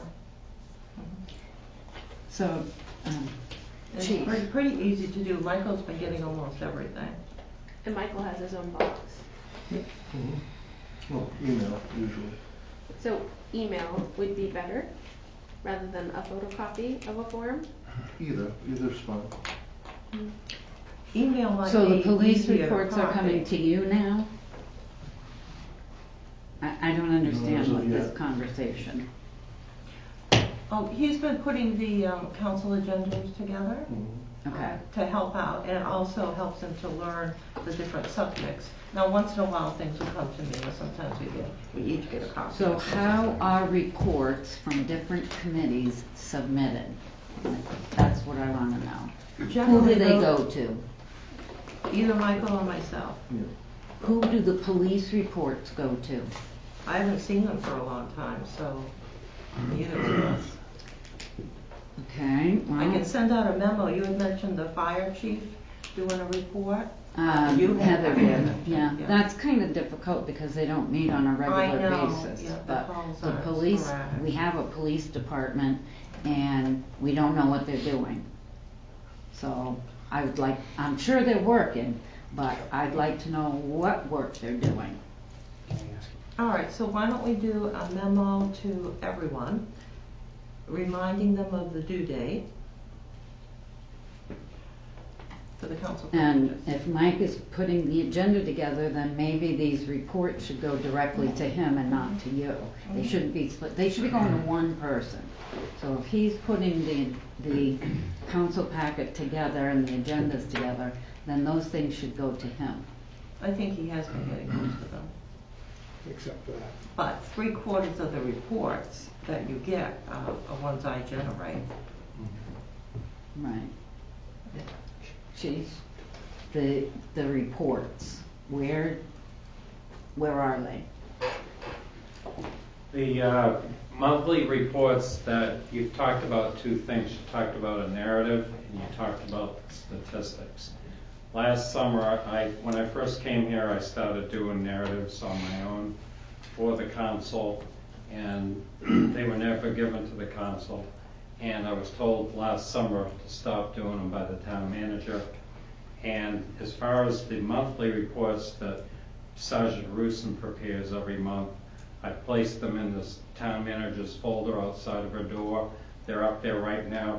If we all went up there right now, January, February, March, and April are all in that folder. Thank you. So I want to respond so we have correct information here. I had asked for a list to know what was going on weekly. I never called those narratives, but that was a weekly report of the police chief to myself because I did not see him. Those were not reports to the town council. But the statistics, though, should go to the town council. Yes, but the narratives should also come to the town council. All right, I haven't seen any narratives. Those were a report that myself as town manager asked as a supervisor to have. It was not a report. And now for as a council person, I'm asking you to make those reports public to the council. We can do that, but they were never reports for the council back in 2017. Well, they are now. Let's see, next. At the last meeting, Pete talked about the lack of space in the industrial park and mentioned something about we could swap an acre of wetland in the industrial park for 5 acres somewhere else. Personally, I think that's a bad deal. So I just want to put that out there. That's Personally, my I think opinion. it's a great deal. Why? Why? Because we're running out of space. We've got town farm space that's sitting there that will, excuse me, Mr. Mayor. No, you're doing fine. We've got town farm space that we could better utilize, and I get it that there may be walking trails and other things going on down there, but by the middle of this month, if everything falls into place, we won't have any more room in the industrial park. We will have 2 businesses located down there, and then we got to get creative. There's a lot adjacent to the blueberry farm that's all overgrown right now. I'm under the impression that that is probably wetlands, but we need to start getting more creative. But that's probably about the last one we'll ever be able to do, unless we can free up some other land somewhere. So, and that's just an opinion. I mean, we haven't even explored that yet. But Oh, you haven't really talked No. about it. You had mentioned it, so I thought it had been a discussion. no, I mean, that's one of my wild brainstorms that I occasionally have.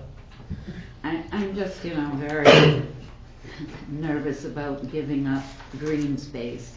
Well, you don't actually give it up. It just becomes formalized. So, I mean, and I don't know how the town farm is listed right now, whether you could get down there and cut all the wood or not, I don't know. So right now, the town farm, or even some other acreage that the town has around around the community that we own, if that area is so wet that nothing could ever be done to it, and the cost was not so prohibitive to have wetlands analysis completed by an engineering firm and then engineering work done, and then the town applies for all the permits and everything, we can switch this wet land that no one could ever do anything on, and perhaps we couldn't even walk through, in order to develop some of the wetlands that's in the industrial park. But it would be a long process. It would take a while to do. It would be Okay, well, I was just worthwhile. curious because It would be I did not worthwhile. understand the whole process. It would be So- worthwhile to look into, because the area that's beside the Blueberry Company can't be developed. It can only be cut once a year, and that's all that can be done. That's part of their lot. So with the last industrial park expansion lots, if a sale does get recommended by Peak to the town council, we'll be out of land, basically. And so we'll have to look for some other land. And there is some behind Sonico that's very confused in the record as to what you can do, but there is a parcel there. And the town has a small parcel down off Webb Road, right before the interstate bridge, but it's very small and there's no water sewer. Isn't there a parcel by Rite Aid too? That's a parcel owned by Rite Aid. Oh, they And then own there's a the- parcel behind that owned by another company. It's Okay. like a gravel pit. Okay. Also, I'd like to suggest to Peak, the theater has brought me back to our comprehensive plan, everything going on with the theater. And one of the things I learned when I was doing research for the community art program that I wanted to start was that there's a neat little saying, CC equals ED, creative communities equals economic development. And so I just wanted to throw that out there to Peak, that maybe they could start looking at collaborating with town committees and town organizations to see how we could develop the community as well as the industrial park. Good. Yeah, that's a good idea. Okay. The first task that councilors had given Peak was to make sure that we sold all the lots. So if that takes place, then they'll be looking for projects, definitely.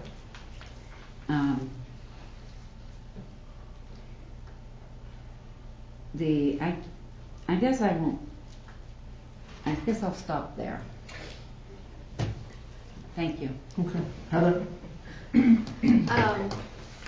I would like to echo Howie's remarks earlier about the Bicentennial Committee and everyone that's volunteered so much of their time to put those programming together, and not just the committee, but everybody that's taken their time out of their jobs and out of their works to do the tours and attend the tours, all the businesses that's been participating in that. It's really kind of lit up social media, and there's always something popping up, and I'm always like, oh, I wish I could go to that. But, I think that it's just the bicentennial. I was a little doubtful when the first came up a couple years ago, like, oh, we need to have a bicentennial celebration. And I was like, what is it going to do? But it's really amazing. It is really amazing what the Bicentennial Committee has done, and the renewed pride in town that has happened around that organization and that group of people. And I am just truly impressed by that, and I hope that we can keep it going, because I think it's really, really adding to the town, and it's really kind of lit things up around here. So very happy with that. I'd also like to put in a request that the council be provided with a full list of all of the current boards and committees, who their members are, and their terms be listed. I think that I'm fielding tons of questions about this committee and that committee, and who's on this committee, who's on that committee, how many people are on there. Some of those questions are answered in our ordinances and how things are laid out in the town code. And we still have the question of having some committees that aren't active, which would be Economic Development Committee. There's committees that we have available to us through the town code that we can utilize for some of those creative community things that Deb is talking about, and economic development type things that she's talking about too. And I would really, on the same vein as Deb talking, I would really encourage Peak to rethink the economic development. I know that industrial park is the traditional vehicle that's used for towns to be using economic development, but we have properties in this town that are sitting for sale that we need to actively be finding buyers for, or just have Peak buy those buildings, make them what they need, and then go find a buyer. We're Be not in creative. landlord business, believe me. Well, you need to be creative about figuring that out. There are ways of working with businesses to find out ways that make it work for the town and for the business. We did that with to- Dunkin' Donut, we did it with Chinbro and their institute over there, and Mm-hmm. we are, we're looking, we're grabbing them. Yep. There are opportunities out there, and I would certainly echo your comments about taking Yeah. advantage. Yeah, I mean, we For sure. have properties available. It doesn't have to be attractive land to put a new building on, but it's a matter of finding businesses to go in and that fit those properties that we have. And I think that we need to change the dynamic of what we're thinking about, of that we have to have a factory-based, or we have to have a mechanism of that manner in order to have economic development. Because if you have businesses that bring people to town, that's just as important as We are never not. gonna be in the manufacturing business again. No. And one thing that our town could use is someplace to lodge people. You know, when we have organization, that's the biggest gap that I see in this town. We can bring people all day long. At the end of the day, they have to leave. They have to leave and go somewhere else to stay, and that We need doesn't you to keep come their to one of our dollars in meetings, town. because You know, it's we'd the like to biggest burn- thing. It's the biggest thing that's missing from our town right now is housing for people, and whether that's changing our B&B ordinances or changing our lodging ordinances, you know, maybe that could be a project for Peak, is what are other towns doing to be creative in order to be lodging people, because you keep people here, you keep them here. They stay here, they have breakfast, they have lunch, they go get coffee, they get their newspaper, they take a walk in the park, they go and go kayaking, they charge their electric cars, you know, they do all these things in town. If you can bring them for events, and then they stay. And so I think that's one of the hugest gaps that we have as far as our economic development. So, just as a note, I think it might be helpful if we went over what the economic development program was. So Pete is going to do a presentation at the planning board, so I would think that Pete can do a presentation at the town council level too, because there's a whole variety of 7 areas that were designated as state priorities, which we adopted years ago. And lodging is not on the list, but lodging is very important. The Sebascot Valley Chamber of Commerce, which we were a member of for many years, under my suggestion at one point, and then the suggestion of a past president, did 2 studies on trying to bring more lodging to the area.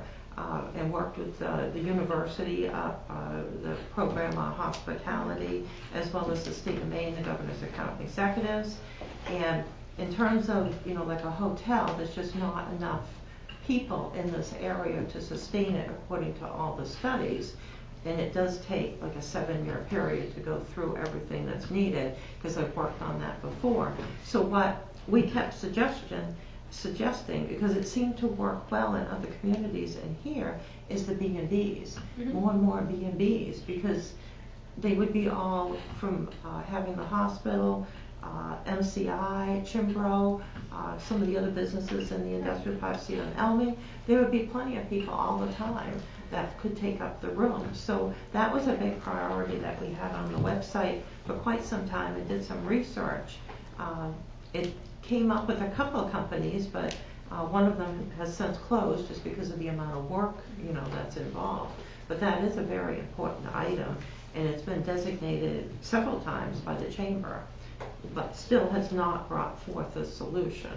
And I don't think that in this day and age, people are looking to go to little small towns to stay in a Hilton. I mean, they want a small town feel, they want a small town experience. They don't want to go stay. If they want, you know, the Bed Bath Beyond, you know, and all that and everything else, they're gonna go to Bangor, they're gonna go to Waterville, they're gonna go to Augusta.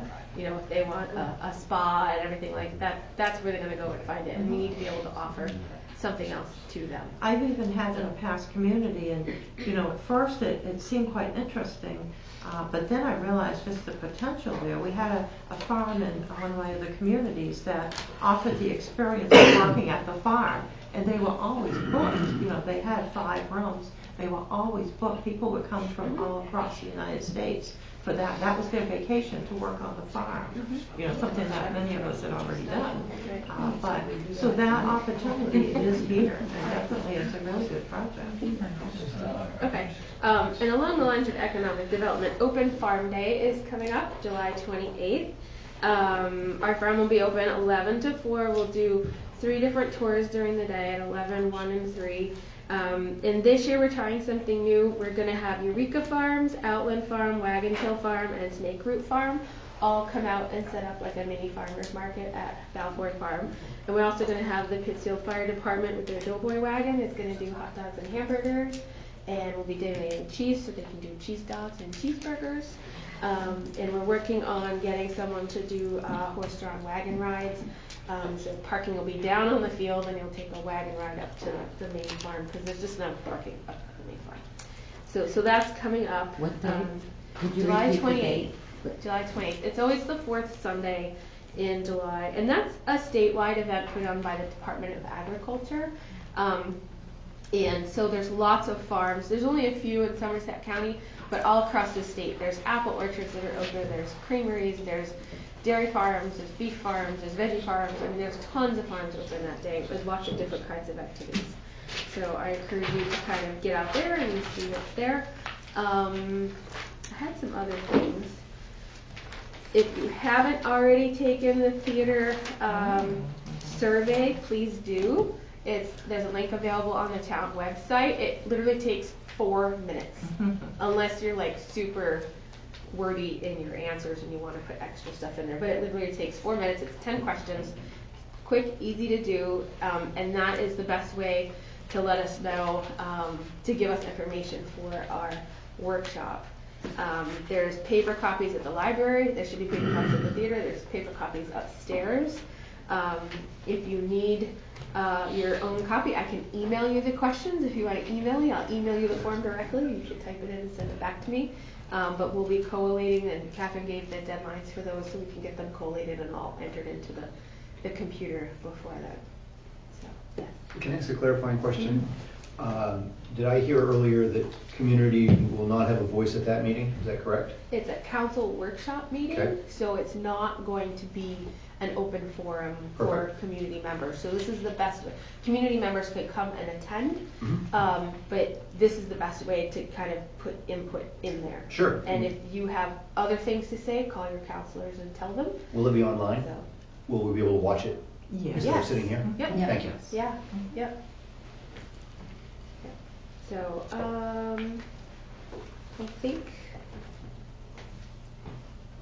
think that's all I had. I feel like there was something else, but that's all I had worked out. So. On the Open Farm Day, if you have a little write-up on that, we'll promote that. Okay. Because that sounds quite interesting. We'll probably put some ads in the Rolling Thunder, so I'll send you the ad copy when we get that. Okay, great. That sounds good. Thank you. Deb, you had one more thing you wanted to add? Well, no. Is everybody else done? Not everyone's done. No, Are we? well, that's fine. Oh. Howard? Couple of things. And I'm not sure how to go about this. The issue regarding Public Works foreman and listed priorities, I'll save for when he's back. It's only fair. Yeah, I think that would be good. I agree with Deb regarding the police reports. They should be a narrative and statistics, and we should see them on a regular basis. There's no excuse for it not to happen. And, you know, if they were being done, you know, I think that it should have been something that continued, and we should have access to it as counselors. I think it's important that the council, as well as the citizens of Pittsfield, know what the police department and the safety department is up to. You know, it's a very important part of our existence here. And I think that it can't be emphasized enough. And, you know, for whatever reason, if you started them and didn't continue them because you were told not to, I think that call it a directive from the council that we'd like to see from now on. So,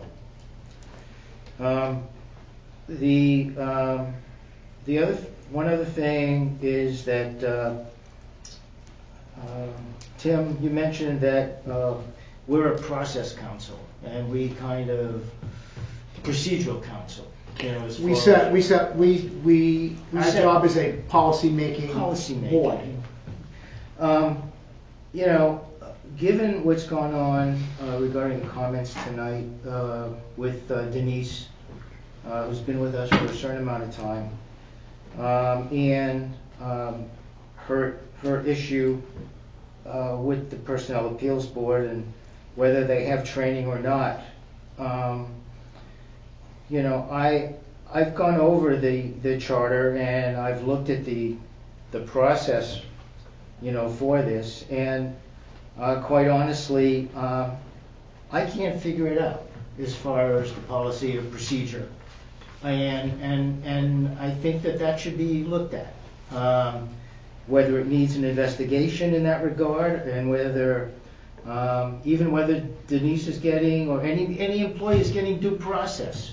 Absolutely. You know, I think is important, you know, and I think the only way that we can assure that there's due process for the employees that we hire is, number one, I agree with you that there should be something in there so that there's no conflict of interest. However, I think the only way we can assure that there's no conflict of interest and we don't stick our nose in where we shouldn't is that there should be a policy that we assure that there is due process of the person and the employee. So in that regard, I would like this looked at further, and if it takes a revision of our charter, then so be it. It needs to be done to protect the employees that we hire and that work for the town. My last point is a little bit difficult, even more than the Denise's issue and the Personnel Appeals Board. At the last meeting, I asked a question regarding the fact of our personnel turnover in the past year and a half, and asked about exit interviews, and was assured by Catherine that we've been conducting exit interviews. I have approached 3 former employees in the past year. None of them have told me that they have had an exit interview. And I think that that's inappropriate. I am done. Okay. So the paperwork is provided to the employees. That's not an exit interview. That is provided to them in accordance with the procedures that we have. Some have chosen to do it, some have chosen not to do it. Can you show us where in this book it says exit interviews are, this was my last thing that I forgot to bring up. Where in here it says that exit interviews will be conducted as employees leave here to go somewhere else? I don't think there's anything in the code. You can't make them do it. I mean, it's a volunteer thing. They either can do it or they can't, correct? No. Yes. No. No. You can't. Incorrect. You can't, if I'm getting done, you can't make me do an exit interview if I don't want to do one. If it's I'm part just of saying their I'm doing it. employment. Some people do them, some people don't. And Well- I've seen it that way in other communities too. Well, So this is. We're supposed to conduct them up at the state when I worked there, but some people refuse to do it. well, I Not talked to everybody. I talked to 3 employee votes though, and they, all 3 said that they would be willing to do an exit interview, It's up to them. but they were never asked. They were never asked. So, Well, they were asked. at the last meeting, Catherine, you They said were that they asked. were done. Mhm. You also said that, that they were used to develop new policies. So my questions are, when are they done? And how are they evaluated in order to develop new policies? And what are the new policies that you have come up with that have developed out of exit interviews? So the one item that's come out of the exit interviews that have taken place that people have agreed to do is that they want more oversight in order to have more information from their supervisor as to how they're doing, rather than rush all around and everything. So because of that, there's more checking with the employees now. So, I guess then I would like to request, and Howard probably would agree, I'd like to see those exit interviews. So if you could please make those available to us. If we're a policy-setting council, then Absolutely. we would need those to help set any new policy. Absolutely. I made a note. Yep, that was the one thing. Anything else, Howard? That's it. Bob? I just have a couple of things. So first of all, I'd like to welcome Jamie and Donna. Thank you for Thank you. stepping up and filling in where we need help. Look forward to great things from the theater. Looking So. forward to it too. Thank you. The depot, I rode by there today, that looks great. The new windows, the new paint. Look forward to see what it looks like when it's all done. And Pittsfield we lost a little bit of Pittsfield yesterday. Howie and Mike, you probably know Henry Perry. He passed away yesterday. I just want to say condolences to his family. He provided anesthesia here at the hospital for the last 20, 25 years. Super nice guy, just would do anything for you. Very unexpected. So I just want to say condolences to his family and co-workers. And that's all I have this evening. Okay, thank you, Bob. Yeah. I just got a couple quick things. As far as hotels, I wouldn't mind seeing a small one. I know we don't need a Marriott, and I do like the bed and breakfasts. I do think that they are a good option for people that are coming into town. I am looking forward to, if we do get all those lots sold, taking on other responsibilities and duties and looking at other things and give us something different to look at. I think Mike, I almost speak for Mike, but I'm pretty sure he feels the same way as I do. It'd be, we know there's other properties around town that, maybe we can look at and whatever. Congratulations to the ladies working in the theater. I think it's going to be a very good fit, and looking forward to that. And as far as, I'm looking forward to Steve coming back, I do want to ask him about, I understand Mr. Lynch's and Jane's thing that we should look at where those flashing signs can go. Do we need them at MCI? Do we need them more? My personal opinion, we need them on Somerset Avenue. That's just my personal opinion. That is where I would put them. And the crosswalk does definitely need to be painted. Thanks, Mike, for bringing that up. That does need to be. And that's on the public That's on the works public works list list, as yeah. a priority project. And I think that that's something that, Can I I just will add one ask thing Steve. to that, Tim? Huh? Can I add one thing to Sure. that? When we do put them up, I think we need a little bit more education with them. The one that's on Somerset now is on my lawn. And very seldom does anybody push that button. They just walk out, very seldom do I see that light flashing on my lawn. So if we can just give a little bit of education when we do put it up, and let them know that where they are and how they're used and what they're used for, that would be great. Thank you, Bob. Yeah. I would, as far as the duties of a clarification on, I know that it's all written down on the Personnel Appeals Board. Is that something that the town's attorney needs to send out to, as a clarification, or is this something we need in writing? All right, so I'm going to make a statement regarding this. So when I was sworn in, as many other officials were and employees were, we know that we're not allowed to discuss personnel issues, so I will not do that.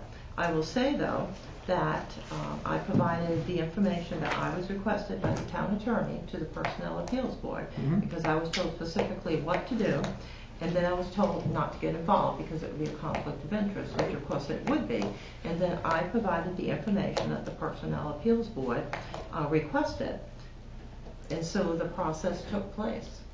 So my question is, why is the attorney determining what should be submitted to the appeals board? If I'm an employee and you are my supervisor and we don't agree, we can't come to an agreement, shouldn't everything that I have that I think is documentation be available to the appeals board? It's up to the appeals board to ask for whatever other information that they want.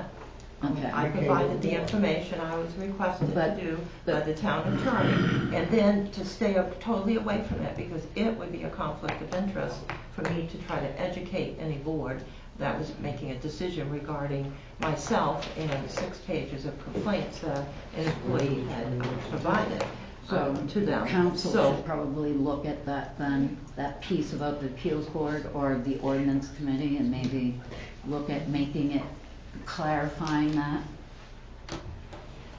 So the Personnel Appeals Board, after whatever research they did, because again, this was not something I could tell them what to do, decided on what information they wanted and how they wanted to approach it. So at what point did the town attorney get involved, and was the Personnel Appeals Board allowed to talk to the town attorney to have guidance on how to proceed with the grievance process? Yeah, I just, when the grievance came in, asked what should I do with this, and so I was given a couple of statements and told what to do, and then not to get involved. So you talked to the town attorney, and the town attorney provided you guidance on what to submit? On how to deal with this in the fairest way, and then walk away from it. And did the town attorney have copies of all the information with the grievances? Did you send the complaint? So they did not know the scope of the complaint, and yet they were telling you this is the items that you need to submit? Well, it was everything that had taken place that we had documents on. So I did what the town attorney directed to do and was told to stay away from it, which I did. And then the Personnel Appeals Board went through everything and decided what they were going to do, and then asked questions, which was up to them. And I don't know how they decided what they were going to do. And the town attorney never provided any procedural guidance to the Personnel Appeals Board, and MMA is not able to because they don't have any training modules for that type of Yes, they process. don't have any training. I did call MMA. I called them also, and they said no, Yeah, they do not have training modules for So this. One at a time, please, guys. So how is it that our Personnel Appeals Board, which are 3 citizens that volunteer to serve on this board that's never met before in recent history, how do we know and make sure that they have the training and the information in order to process these appeals in a fair manner? Aside from that they're all respected members of our communities and have life skills to bring with that. I mean, we don't in any way educate them Right. or have any way of doing that. Well, in the code, when council appoints people to different boards and committees, they're supposed to do so knowing that the people they're appointing have some knowledge that would help them on that board or committee. So that would be the first step. I think the second step is common sense, which there doesn't seem to be a lot of these days. Is that right? So, other than that, is there any other thing that you want to throw out there, Catherine, before I continue? No, I just wanted to make that statement. I followed. You guys all set? Yep. You all set? Okay.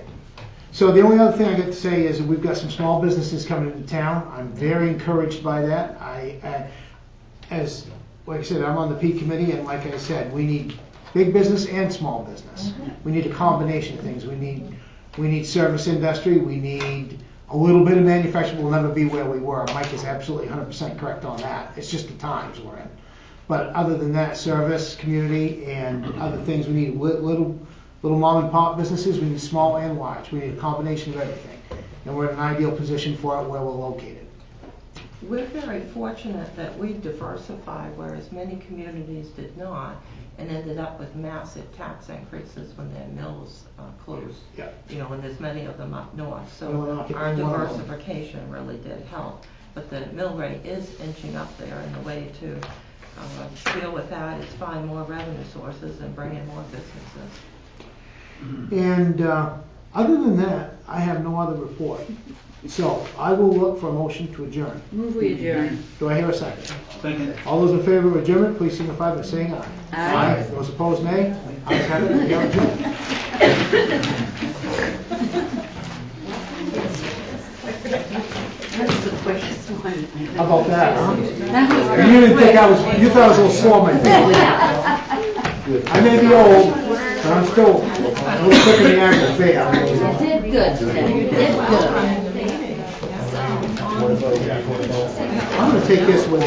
Put that without my Howard. I'm gonna put that without my car. That's awesome. That's one without the car. That's one without the car on my refrigerator. I know that.